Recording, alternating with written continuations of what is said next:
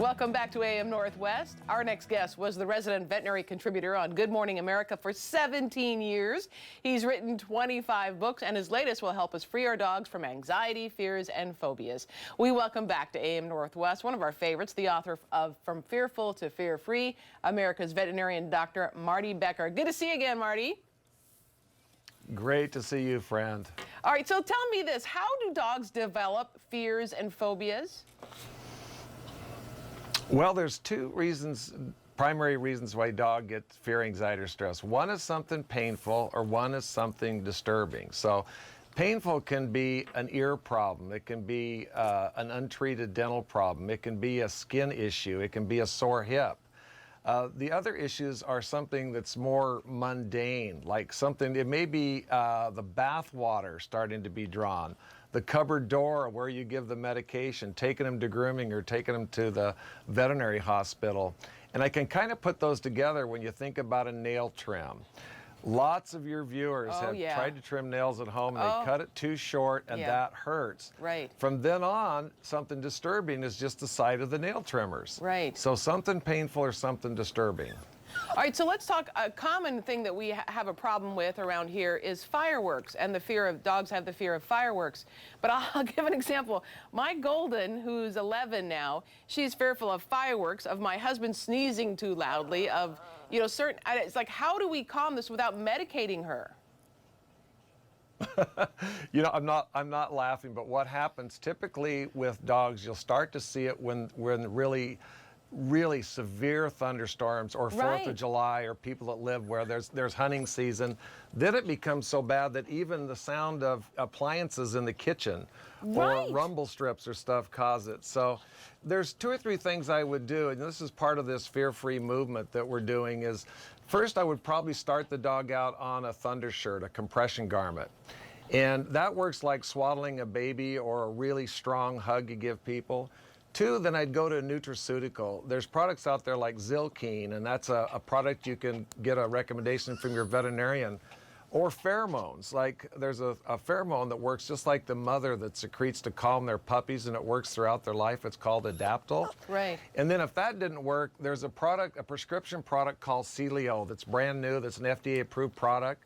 So the point is, you don't want your pet to suffer through those. They don't have to. So just like you wouldn't want a child or a grandchild to suffer, and we'd seek a solution, I want you to do the same thing for your pet. What if you comfort the dog when they're stressed out like that during a thunderstorm or fireworks, does that kind of make the behavior even worse if you're comforting them?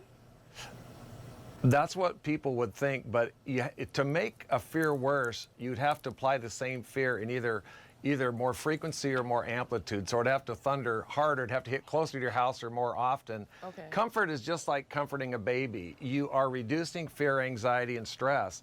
And then if you distract with a toy or food, you're taking them away what's causing the stress and actually keeping them in a calm state. And I'll give you an example. So I'm a 40-year veterinarian, and before Fear-Free, what I used to do was we'd put a pet on a table. It's elevated, it's cold, it's slippery, and I'd just grab a fold of skin and vaccinate the pet, even though it was struggling, or we'd hold it down. Now what we do is we have it typically on the ground, on a yoga mat, and while the pet is eating, you know, a Kong stuffing or easy cheese cheddar and bacon or a bacon strip, while it's eating that, then we touch, tint the skin, and then we use a brand new needle. So it's actually distracted by the food and doesn't even feel the needle. So we're doing things. You remove or reduce the triggers, and if you can't, you treat it. Okay, then I have another problem. Like this little guy's really... Go ahead. Well, this little pet right here is showing all the signs of fear, anxiety, and stress. He's trembling, he's panting even though the studio was cold, he's really nervous. And in the past, we would have just thought, oh yeah, it's collateral damage and not treated it. But what it does, you know, I don't know if you've ever had a pet that licked its paws all the time or got recurrent skin problems or things. Lots of those are caused by fear, anxiety, and stress. Right. And so it's not only a physical issues, but it's emotional issues. The emotional issues lead to depression, that leads to obesity, And the great thing is now is we know how to prevent a lot of it, and we know how to treat it, just like we would in humans. A common problem a lot of us pet owners have, dog owners have, is when someone comes to the door, our dogs just go crazy, and to get them to calm down, it takes a lot. I haven't figured out what to do. We call them ours. We have 3 dogs at home. I call them the 16-pound doorbells. Yeah. So I know exactly what you're talking about. So here's what you do, and we've actually had to do this with our pets at home. First of all, when you greet a pet, Helen, I swear to you, here I am, 64 years old, and until about 8 years ago, I greeted every pet wrong. Oh, wow. And what people will do is we stick out our hand for them to smell. Right. We look at them directly in the eyes, and we reach down to pet them. Wrong, wrong, and wrong.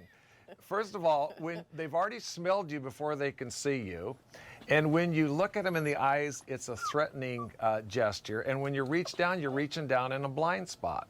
So if your neighbors come or somebody comes to visit, here's what you would have them do. Okay. They would, first of all, avoid eye contact, turn sideways, and if they can, if they're able, to crouch down a little bit, and then have some really tasty treat with them, like a little piece of turkey hot dog. It could be a bacon strip. It could be some, turkey jerky, whatever you want.